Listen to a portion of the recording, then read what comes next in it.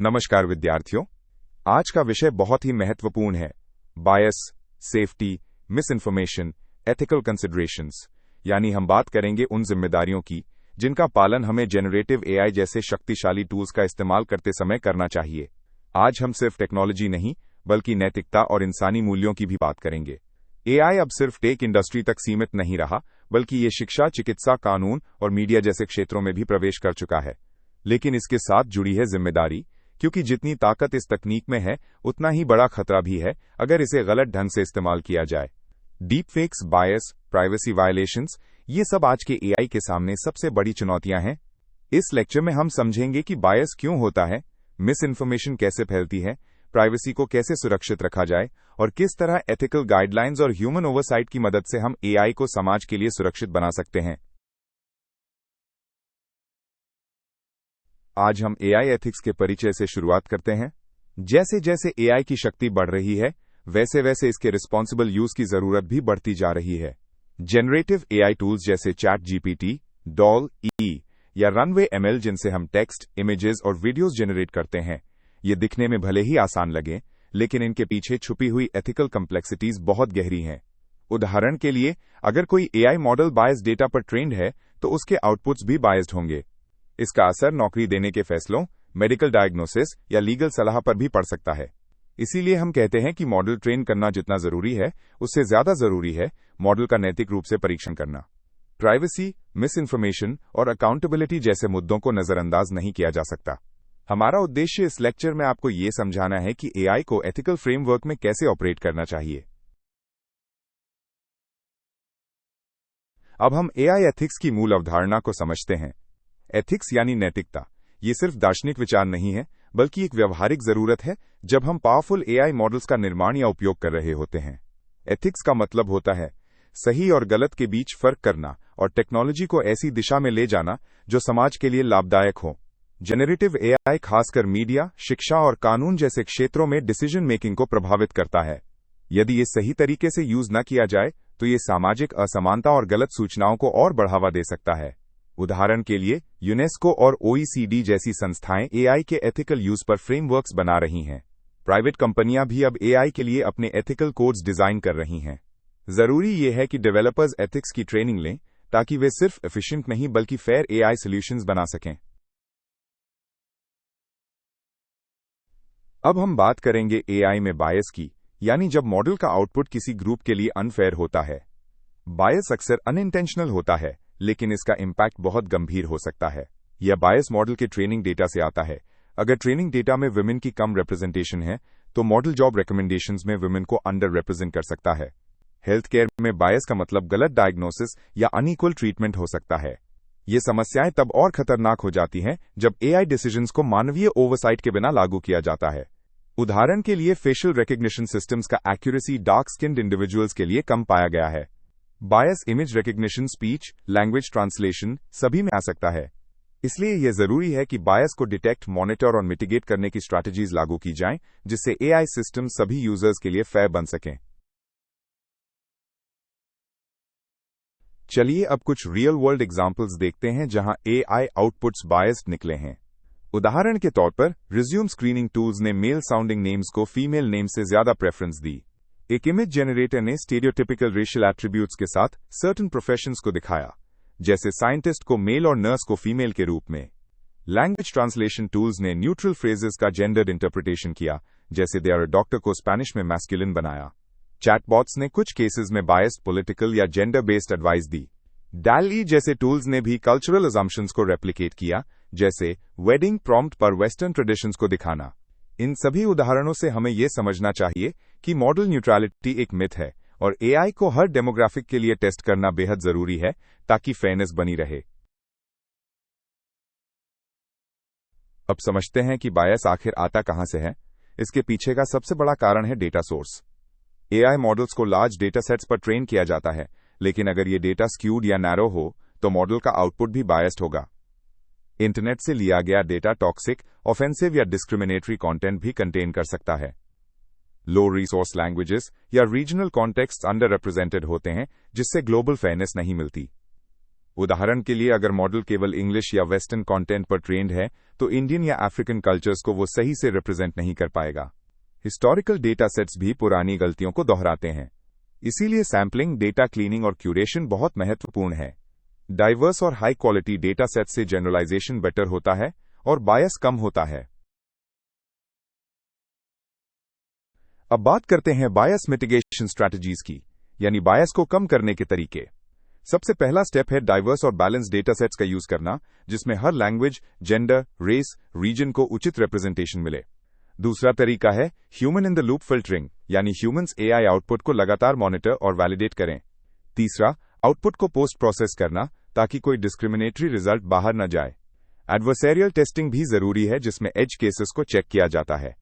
Users का feedback collect करना और ट्रांसपेरेंसी मेंटेन करना बहुत महत्वपूर्ण है, जैसे मॉडल को ओपनली डिक्लेयर करना कि उसकी लिमिटेशंस क्या हैं। बायस डिटेक्शन टूल्स जैसे एआई फेयरनेस 360 या व्हाट इफ टूल का इस्तेमाल करें। और सबसे जरूरी, इंक्लूसिव डिजाइन प्रिंसिपल्स को अपने प्रोडक्ट डेवलपमेंट साइकिल में शामिल करें, जिससे प्रोडक्ट सभी के लिए एक्सेसिबल और रिस्पेक्टफुल रहे। अब हम बात करते हैं प्राइवेसी के बारे में, जो आज की एआई दुनिया में सबसे क्रिटिकल कंसर्न बन चुका है। जेनरेटिव एआई मॉडल्स बहुत बड़े डेटा सेट्स पर ट्रेन होते हैं और कभी कभी ये सेंसिटिव यूजर डेटा को मेमोराइज भी कर लेते हैं। उदाहरण के लिए चैट जीपीटी से अगर किसी यूजर ने कभी अपना फोन नंबर शेयर किया हो तो थियोरेटिकली मॉडल फ्यूचर आउटपुट्स में उसे रिप्रोड्यूस कर सकता है। Cloud based AI tools user queries को स्टोर कर सकते हैं, जिससे पर्सनल डेटा लीक्स होने का रिस्क होता है। जीडीपीआर, सीसीपीए और भारत का डीपीडीपी एक्ट जैसे डेटा प्रोटेक्शन लॉज ऐसे रिस्क से बचाने के लिए हैं। यूजर्स को यह क्लियरली बताया जाना चाहिए कि उनका डेटा कहां, कैसे और क्यों स्टोर किया जा रहा है। इन्फॉर्म्ड कंसेंट जरूरी है, खासकर जब माइनर्स या सेंसिटिव पॉपुलेशंस की बात हो। सेफ एआई वही है जो डेटा एथिक्स को सेंट्रल फिलॉसफी बनाकर काम करता है। अब हम बात करेंगे डीप फेक्स के बारे में, जो आज के एआई एथिकल डिस्कशंस का सबसे गंभीर हिस्सा है। डीप फेक्स का मतलब है एआई की मदद से बनाया गया नकली वीडियो या इमेज जो असली जैसा दिखता है। इसमें किसी इंसान की आवाज, चेहरा या पूरा बिहेवियर नकली तरीके से रेप्लिकेट किया जा सकता है। कल्पना कीजिए अगर किसी नेता की फेक स्पीच वायरल हो जाए, इससे पॉलिटिकल अनरेस्ट तक पैदा हो सकता है। डीप फेक सिर्फ मजाक तक सीमित नहीं रहे, इन्हें रिवेंज पोर्न, ऑनलाइन स्कैम्स और फेक न्यूज फैलाने के लिए भी इस्तेमाल किया जा रहा है। 2020 में कई देशों में डीप फेक से जुड़े क्रिमिनल केसेस सामने आए। इसलिए ग्लोबल लेवल पर डीप फेक्स को डिटेक्ट करने वाले टूल्स और लॉज की जरूरत है। कई प्लेटफॉर्म्स अब ऑटोमेटिक डिटेक्शन और लेबलिंग टेक्निक्स इस्तेमाल कर रहे हैं ताकि लोग सही और नकली कंटेंट के बीच फर्क कर सकें। ये लेक्चर हमें डीप फेक्स के गंभीर सामाजिक प्रभावों को समझने में मदद करेगा। डीप फेक्स का असर केवल उनके बनने तक नहीं होता, बल्कि ये जरूरी है कि हम उन्हें समय रहते पहचाने भी। इसलिए डिटेक्शन टेक्निक्स बहुत आवश्यक हो गई हैं। एआई अब खुद डीप फेक डिटेक्शन में मदद कर रहा है, यानी एआई वर्सेस एआई की लड़ाई। कुछ टूल्स जैसे माइक्रोसॉफ्ट वीडियो ऑथेंटिकेटर और डीपवेयर स्कैनर इमेज या वीडियो की ऑथेंटिसिटी को फ्रेम बाय फ्रेम एनालाइज करते हैं। इसके अलावा वाटरमार्किंग और सोर्स मेटा डेटा ट्रैकिंग भी उपयोगी स्ट्रैटेजीज हैं। उदाहरण के लिए अगर कोई वीडियो सस्पिशियस है तो उसका EXIF डेटा देखा जा सकता है, जिससे ये पता चल सके कि वो कहां और कब बनाया गया। प्लेटफॉर्म्स जैसे यूट्यूब या मेटा, फेसबुक अब ऐसे टूल्स इंटीग्रेट कर रहे हैं जो यूजर अपलोडेड कंटेंट को ऑटोमेटिकली मॉडरेट करते हैं। लेकिन अभी भी ह्यूमन रिव्यूअर्स की भूमिका क्रिटिकल है, क्योंकि कुछ डीप फेक्स इतने रियल होते हैं कि उन्हें पहचानना मशीन्स के लिए भी कठिन होता है। कम्युनिटी फ्लैगिंग और मैनुअल रिव्यूज इस एथिकल इकोसिस्टम का हिस्सा होने चाहिए। अब हम बात करेंगे मिस इन्फॉर्मेशन की, यानी गलत जानकारी जो जानबूझकर या अनजाने में फैलाई जाती है, और इसमें एआई अब एक नया हथियार बन गया है। जेनरेटिव एआई टूल्स का मिसयूज करके बहुत ही ऑथेंटिक दिखने वाली फेक न्यूज बनाई जा सकती है। उदाहरण के लिए किसी हेल्थ इमरजेंसी के समय एआई जेनरेटेड वायरल मैसेजेस लोगों को पैनिक में डाल सकते हैं। पॉलिटिकल कैंपेन्स में फॉल्स नैरेटिव्स फैलाने के लिए बॉट्स और फेक प्रोफाइल्स का इस्तेमाल किया जा सकता है, जो एआई जेनरेटेड इमेजेस, वीडियो और टेक्स्ट से बनाए गए हों। सोशल मीडिया प्लेटफॉर्म्स इस मिस इन्फॉर्मेशन को एम्पलीफाई कर देते हैं, क्योंकि वायरल कंटेंट एल्गोरिथमिकली प्रमोटेड होता है। इसलिए हमें एआई मॉनिटरिंग सिस्टम्स बनाने की जरूरत है जो रियल टाइम में ऐसी फेक कंटेंट को आइडेंटिफाई और रोक सकें।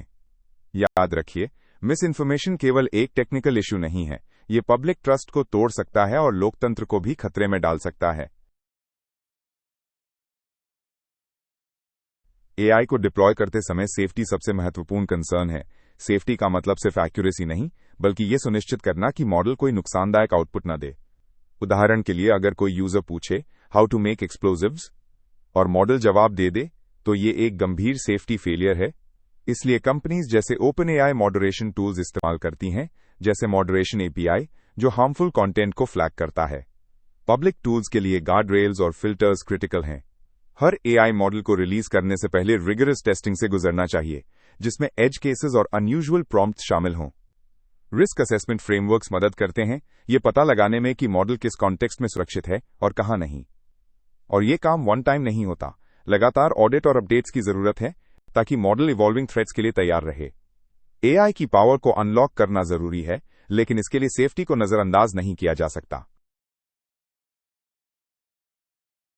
कंटेंट मॉडरेशन यानी उस प्रक्रिया को कहते हैं जिससे हम ये सुनिश्चित करते हैं कि एआई किसी भी तरह का वायलेंट, हेटफुल या इलीगल कंटेंट न बनाए।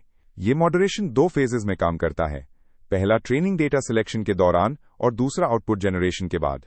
उदाहरण के लिए यूट्यूब में ऑटो फिल्टर्स होते हैं जो वीडियोस को स्कैन करके ऑब्जेक्शनेबल कंटेंट को हटाते हैं। लेकिन मल्टीलिंगुअल एआई मॉडल्स को मॉडरेट करना बहुत मुश्किल है।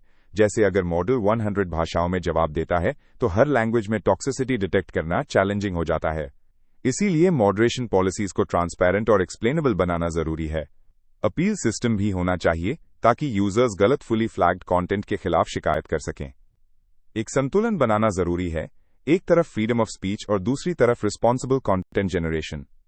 अगर मॉडरेशन बायस फ्री और कल्चरली अवेयर हो तभी ये ट्रूली इफेक्टिव होगा। अब बात करते हैं फिल्टर्स की, जो एआई मॉडल्स में सेफ्टी सुनिश्चित करने के लिए फ्रंटलाइन टूल्स की तरह काम करते हैं। प्रॉम्प्ट फिल्टरिंग का मतलब है जब यूजर कोई डेंजरस या अनएथिकल प्रॉम्प्ट लिखे तो उसे मॉडल ऑटोमैटिकली ब्लॉक कर दे।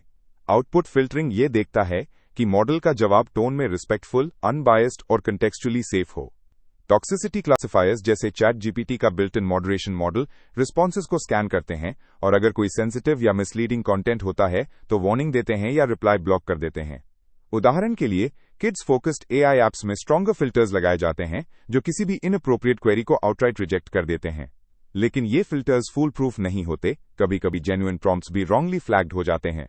इसलिए मॉडल ट्यूनिंग बहुत जरूरी है ताकि फिल्टर्स सही तरीके से काम करें और गलत ब्लॉक या अलाउ न करें। ये कंटिन्यूअस इंप्रूवमेंट का हिस्सा होना चाहिए। अब हम चर्चा करेंगे लीगल चैलेंजेस की। एआई जनरेटेड कंटेंट पर ओनरशिप किसका होता है? मान लीजिए आपने एआई टूल से एक पेंटिंग बनवाई, क्या आप उसके क्रिएटर हैं या एआई है या वो कंपनी जिसने मॉडल बनाया? इसका जवाब क्लियर नहीं है क्योंकि कॉपीराइट लॉज अभी एआई जनरेशन को लेकर निश्चित नहीं है। कई कंट्रीज में एआई जनरेटेड वर्क्स को कॉपीराइट प्रोटेक्शन नहीं मिलती, जबकि कुछ ज्यूरिसडिक्शंस अलाउ करते हैं कि ह्यूमन एआई कोलैबोरेशन को कॉपीराइट मिले। इसके अलावा यदि एआई को ट्रेन करने के लिए कॉपीराइटेड कंटेंट यूज किया गया हो, जैसे फेमस आर्टिस्ट की पेंटिंग्स, तो ये इंटेलेक्चुअल प्रॉपर्टी वायलेशन बन सकता है। 2023 में कई आर्टिस्ट ने एआई कंपनीज के खिलाफ केस किया था कि उनके स्टाइल्स को बिना परमिशन के ट्रेन किया गया। लीगल फ्रेमवर्क्स अभी भी इवॉल्व हो रहे हैं और जब तक कानून स्पष्ट नहीं होते, एआई डेवलपर्स और यूजर्स को एथिकली ऑपरेट करना होगा। कॉपीराइट की बात करें तो एआई जनरेटेड आर्ट की ओरिजिनलिटी और ओनरशिप एक बहुत बड़ा एथिकल मुद्दा बन चुकी है। क्या कोई इमेज जो एआई ने बनाई है उसे हम आर्ट कह सकते हैं? और अगर हां, तो उसका क्रिएटर कौन होगा? उदाहरण के लिए, अगर डैल-ई या मिडजर्नी से जनरेट की गई इमेज किसी प्रसिद्ध आर्टिस्ट के स्टाइल में हो, तो क्या ये प्लेजरिज्म है या इंस्पिरेशन? आज कई एआई मॉडल्स इंटरनेट से स्क्रैप्ड कॉपीराइटेड इमेजेस पर ट्रेन होते हैं बिना आर्टिस्ट्स की अनुमति के। इससे आर्टिस्टिक कम्युनिटीज में आक्रोश है। कुछ कंपनीज डिजिटल वाटरमार्किंग शुरू कर रही हैं जिससे ये ट्रेस किया जा सके कि आर्टवर्क किस एआई टूल से बना। लेकिन अभी तक कोई ग्लोबल लॉ नहीं है जो इन इश्यूज को यूनिफॉर्मली एड्रेस करता हो। इसलिए हमें क्रिएटर्स और डेवलपर्स के रूप में एआई आर्ट के एथिकल बाउंड्रीज को समझना होगा और रिस्पॉन्सिबल कंटेंट जनरेशन की प्रैक्टिस करनी होगी, जिसमें एट्रीब्यूशन, कंसेंट और ओरिजिनलिटी को प्राथमिकता दी जाए। अब बात करते हैं ग्लोबल रेगुलेशंस और गाइडलाइंस की, जो एआई एथिक्स को गवर्न करने के लिए बनाए जा रहे हैं। उदाहरण के लिए, यूनेस्को और ओईसीडी ने एआई डेवलपमेंट और डिप्लॉयमेंट के लिए एथिकल प्रिंसिपल्स जारी किए हैं, जिसमें फेयरनेस, ट्रांसपेरेंसी, अकाउंटेबिलिटी और ह्यूमन ओवरसाइट को महत्व दिया गया है। भारत भी नेशनल एआई पॉलिसी और digital personal data data protection (DPDP) act के जरिए एथिकल AI इकोसिस्टम पर काम कर रहा है। EU ने तो AI को रिस्क कैटेगरीज में डिवाइड करके रेगुलेशन तैयार किया है, जिसमें अनएक्सेप्टेबल रिस्क जैसे सोशल स्कोरिंग को आउटराइट बैन किया गया है। अमेरिका में रेगुलेशन इंडस्ट्री ड्रिवन है, जबकि चीन सेंट्रलाइज्ड कंट्रोल अपनाता है।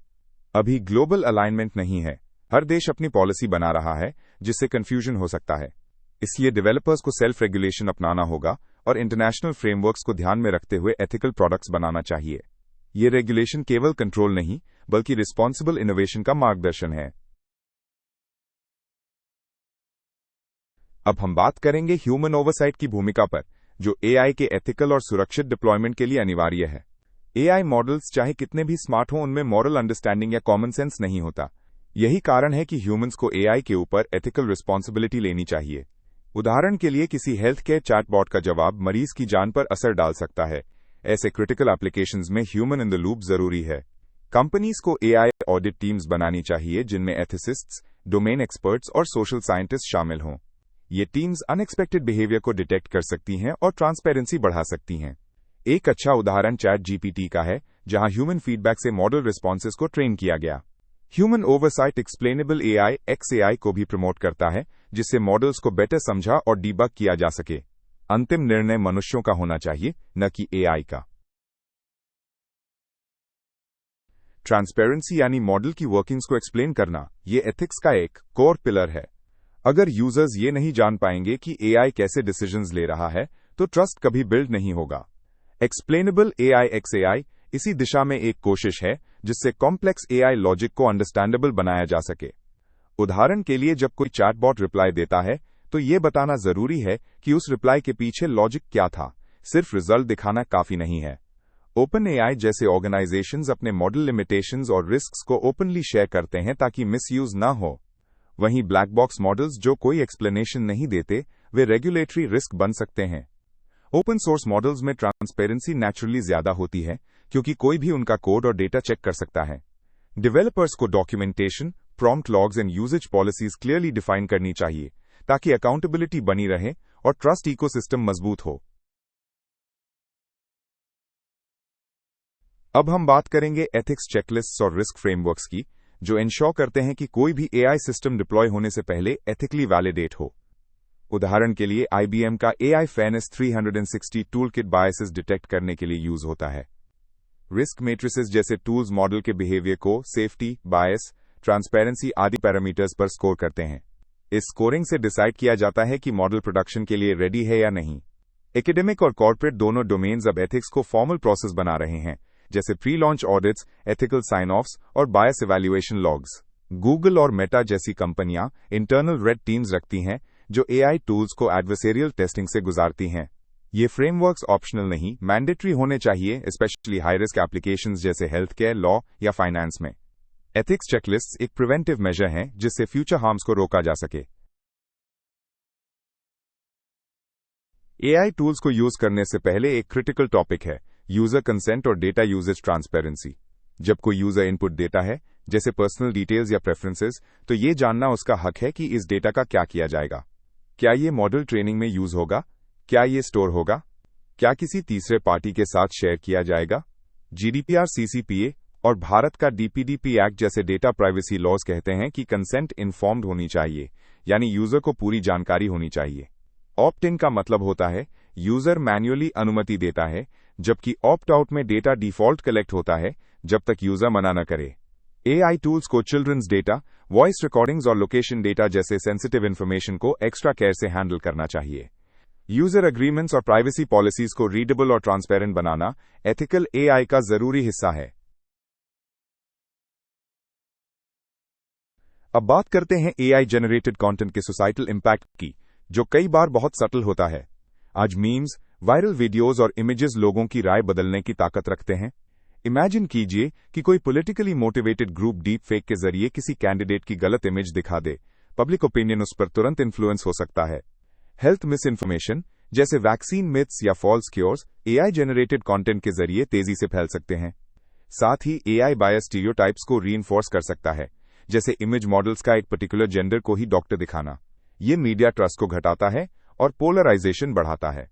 लेकिन दूसरी ओर एआई का सही इस्तेमाल क्रिएटिविटी और एक्सेसिबिलिटी बढ़ा सकता है, जैसे डिसेबल्ड लोगों के लिए वॉइस टू टेक्स्ट टूल्स या पर्सनलाइज्ड लर्निंग सिस्टम्स।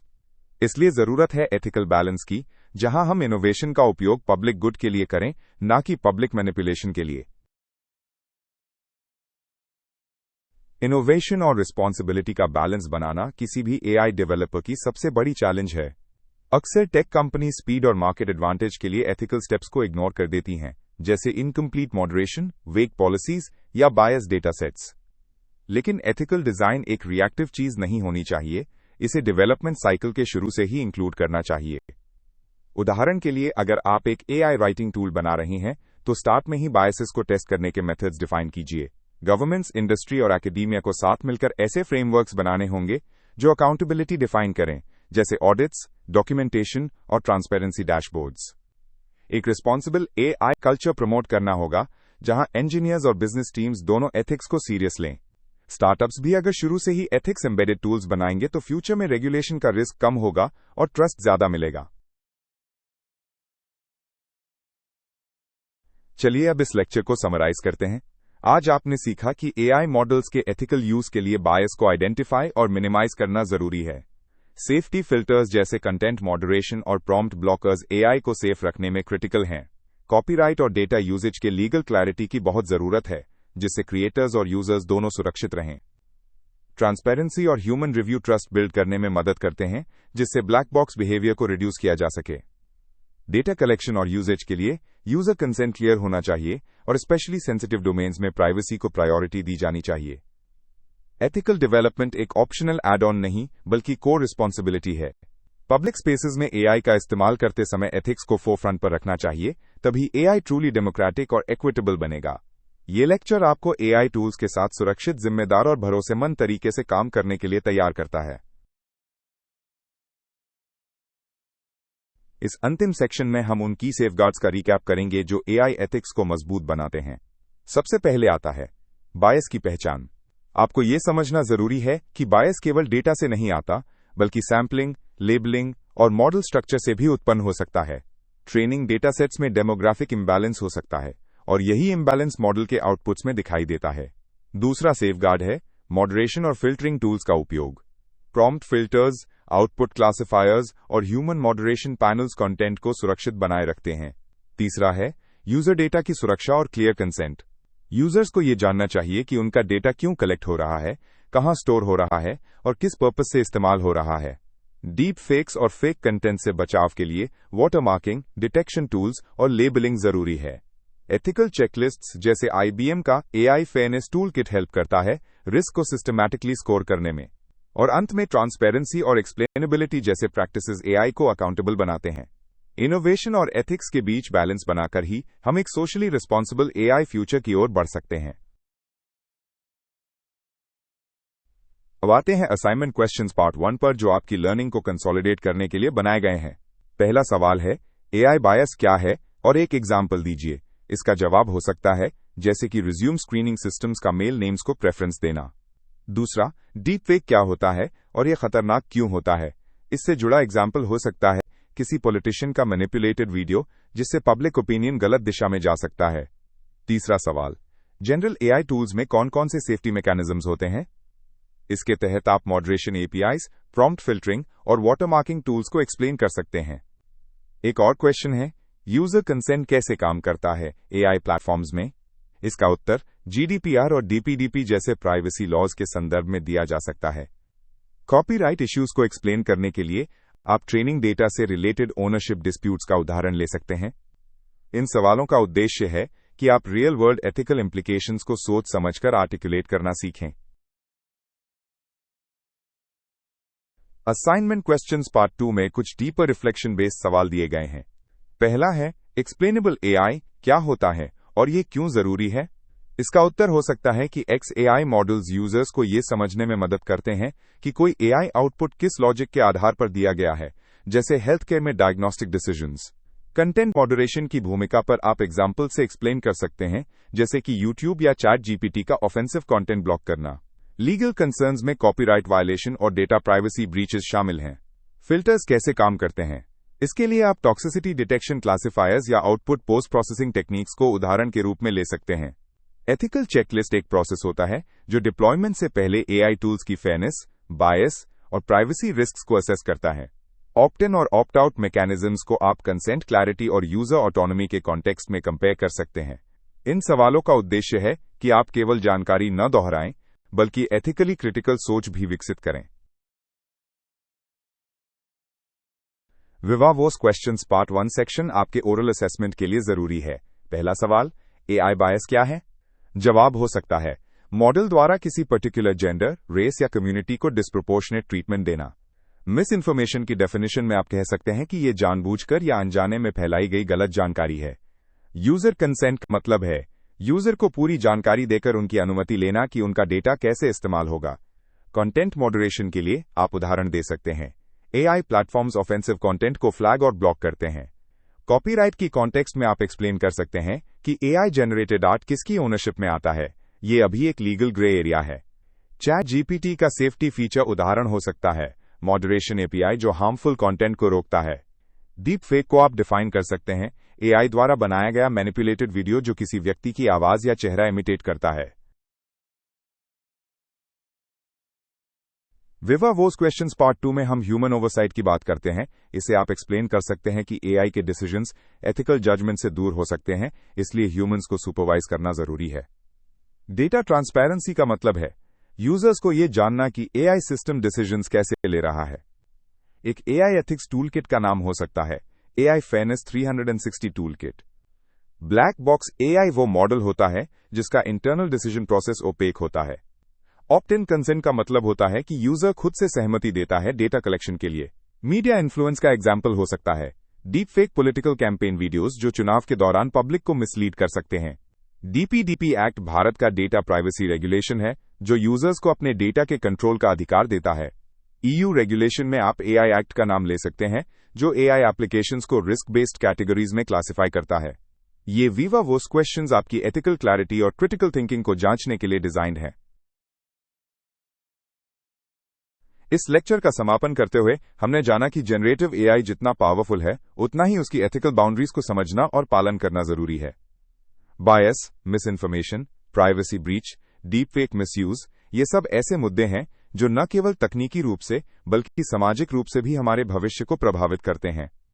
हमने ये भी सीखा कि एआई टूल्स को एथिकल और सेफ बनाने के लिए human oversight, content moderation, legal clarity और ट्रांसपेरेंसी जरूरी हैं। ओनरशिप और कॉपीराइट जैसे विषय अभी भी इवॉल्विंग हैं, लेकिन उनका अवेयरनेस हमारे लिए अनिवार्य है। आपने समझा कि कैसे रिस्पॉन्सिबल डेवलपमेंट, यूजर कंसेंट और एक्सप्लेनेबिलिटी मिलकर एक अकाउंटेबल एआई इकोसिस्टम बना सकते हैं। अगली लेक्चर में हम हैंड्स ऑन एक्टिविटी के साथ सीखेंगे कि कैसे आप खुद का जनरेटिव एआई प्रोजेक्ट एथिकल तरीके से डिजाइन कर सकते हैं। Stay tuned. अब आप न सिर्फ एआई इस्तेमाल कर सकते हैं, बल्कि उसे रिस्पॉन्सिबल तरीके से लीड भी कर सकते हैं।